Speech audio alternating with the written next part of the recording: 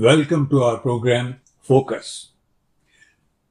हमारा जो ये मेन प्रोग्राम होता है 4 फिंगर्स फार्मूला, और उसके तहत जो सब्सिडियरी प्रोग्राम्स होते हैं जैसे फोकस या ओटीसी, ऑफ द कफ वगैरह, इन सब को प्रेजेंट करने से पहले आपने देखा होगा एक विजुअल आता है स्क्रीन पर।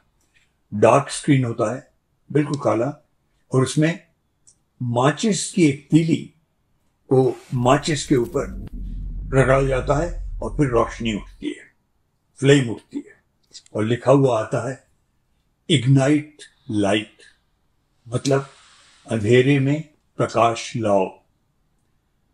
मस्तिष्क के जो चक्षु हैं उन्हें खोलो, ज्ञान हासिल करो। So the entire theme of our programmes is to open our minds. आज का फोकस एक खास विषय पे है जिसकी चर्चा हर तरफ है, जिसकी गूंज हर चैनल पर है, हर अखबार के अंदर उसकी सुर्खियां हैं, और आप उसे आई एम श्योर अच्छी तरह जानते हैं। और वो है अयोध्या में राम मंदिर के अंदर जो बन रहा है, काफी बन चुका है, मूर्ति का रखा जाना और उसकी प्राण प्रतिष्ठा का कार्यक्रम। क्योंकि मूर्ति को रखने के बाद, इस प्रोग्राम को प्राण प्रतिष्ठा के करने के बाद, उसको भगवान, जीवित भगवान माना जाएगा। वैसे रामलला की स्थापना तो राजीव गांधी भी कर ही चुके थे, लेकिन ये इसका जो ध्येय और इसका इम्पोर्टेंस, इसकी जो भूमिका है वो जरा अलग है। और ये काम मोदी जी करेंगे, हमारे प्रधानमंत्री। मुझे थोड़ा इसमें रिजर्वेशन है क्योंकि हमारी government is a secular government formed under our constitution, which means कि हमारे जो सरकार के मेन अधिकारी हैं या एग्जीक्यूटिव्स हैं, जैसे प्रधानमंत्री खुद, उन्हें किसी खास वर्ग या धर्म विशेष से ज्यादा जुड़ते हुए देखा जाना शायद इतना ठीक ना हो, पर वो मेरी अपनी धारणा हो सकती है। एनीवे, प्रधानमंत्री जी ये कर रहे हैं 22 तारीख को इस महीने में। यहां भी एक और बात उठ के आती है, प्रधानमंत्री स्वयं इसे क्यों कर रहे हैं? सरकार का इसमें पहल दिखानी भी है, क्योंकि एक तरह से सुप्रीम कोर्ट के ऑर्डर के तहत ये हो रहा है। कोर्ट का ऑर्डर का पालन तो सरकार ही करेगी, ये माना जा सकता है।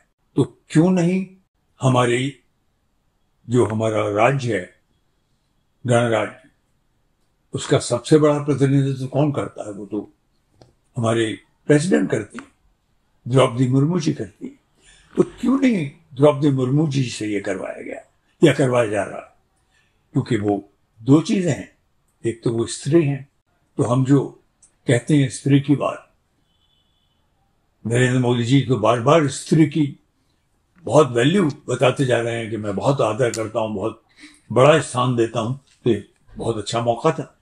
दूसरे, वो दलित है, ये बहुत अच्छा अवसर होता, दलितों को सीधे सीधे इसमें शामिल किया जाना होता। लेकिन शायद हम सब समझ सकते हैं कि मंदिर तो एक बहाना है, बात कुछ और है।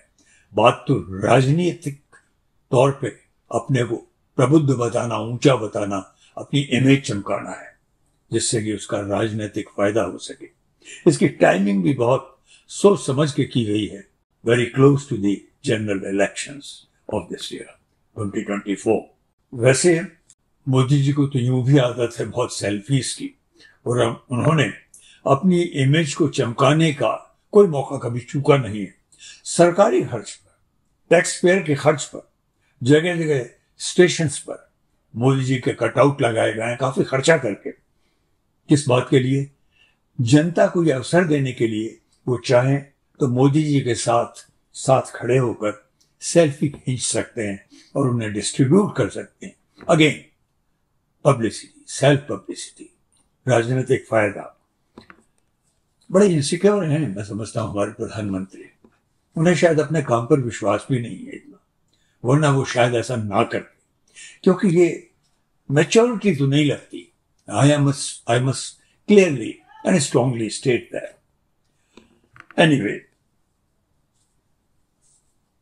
एक जो बहुत इंपॉर्टेंट पासा फेंका गया है, क्योंकि पॉलिटिकल गतिविधि जैसा कि मैंने कहा है, और वो है किसको न्योता भेजा जाए या भेजा गया। इसमें कांग्रेस पार्टी के प्रेसिडेंट मल्लिकार्जुन खड़गे साहब को भी भेजा गया है और सोनिया गांधी जी को भी भेजा गया है। उन्होंने अभी तक इस बात को कंफर्म नहीं किया है कि वो आ रहे हैं या नहीं आ रहे हैं। अटकलें लगाई जा रही हैं कि ये ऊहापोह की स्थिति उनकी मनस्थिति को जाहिर करता है, उनके डिलेमा की, क्योंकि वो अपने आप को शायद पूरा हिंदू नहीं मानते। लेकिन खुलकर कोई अटैक नहीं हो रहा है, क्योंकि वो उल्टा भी पड़ सकता है। अब क्योंकि जैसा मैंने कहा, it's after all A political game which is happening, राजनीतिक पासे फेंके जा रहे हैं। तो मैं समझता हूं, जहां तक मैं समझता हूं, सोनिया गांधी जी और मल्लिकार्जुन खड़गे साहब को इसमें जरूर जाना चाहिए। बताया जा रहा है कि वो इसलिए कुछ कंफर्म नहीं कर रहे हैं कहीं मुसलमान नाराज ना हो जाए। आई थिंक ये बहुत गलत होगा। मुसलमानों को इस तरह से लांछन लगाया जाना कि वो नाराज हो जाएंगे, ये गलत है। मुसलमान बहुत उदारवादी है, मुसलमान बहुत लिबरल है, कहीं ज्यादा लिबरल है।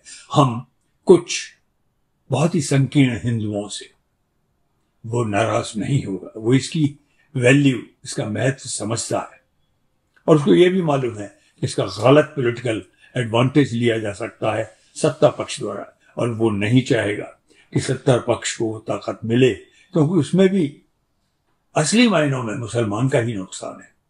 तो मैं समझता हूं सोनिया जी को जरूर जाना चाहिए और मल्लिकार्जुन खड़गे साहब को भी जाना चाहिए। हालांकि मुझे एक चीज बड़ी दिलचस्प लगती है और मैं उसका आदर करता हूं कि उन्होंने अभी तक तारीख नहीं बताई है। क्यों बताया तारीख भाई? एक कहावत है ना, जब भगवान बुलाएंगे तो आ जाएंगे। तो जब जाना है आपको, वो दूसरों को बताने की क्या जरूरत है? सपने में भी तो आते हैं ना भगवान, कहते हैं तू आ जा, मैं मिलना चाहता हूं। तो ये कभी भी जाए। और मान लीजिए मल्लिकार्जुन खड़गे और सोनिया जी गए और उन्हें रोक दिया गया कि भाई आपने कंफर्म नहीं किया था कि आप आ रहे हैं, तो शायद मैं समझता हूं कांग्रेस पार्टी का ही फायदा होगा, क्योंकि जा तो वो दोबारा भी सकते हैं, लेकिन इसका जो इसमें जो एक अचीव हुई गेम सा है, एक तरह का खेल है, उसको खेलना भी चाहिए।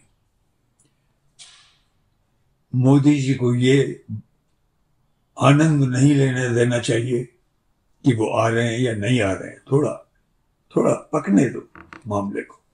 इससे इसी वक्त पर एक जो बहुत ही इंपॉर्टेंट चीज हो रही है और जिस पर हमें ध्यान रखना चाहिए, वो है राहुल की भारत जोड़ो यात्रा। ये दूसरी यात्रा है। एक फर्क है इसमें, एक्चुअली दो फर्क है। एक तो इस यात्रा का टाइटल भारत जोड़ो न्याय यात्रा कहलाएगी ये अब, और ये पार्टली गाड़ियों से होगी, पार्टली पैदल चलेंगे लोग।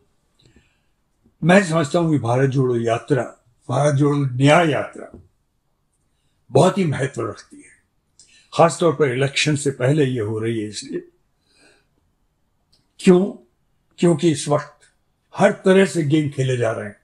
आदमी को, एक वोटर को गुमराह करने की पूरी कोशिश होने वाली है, इसलिए एक जागृति जरूरी है।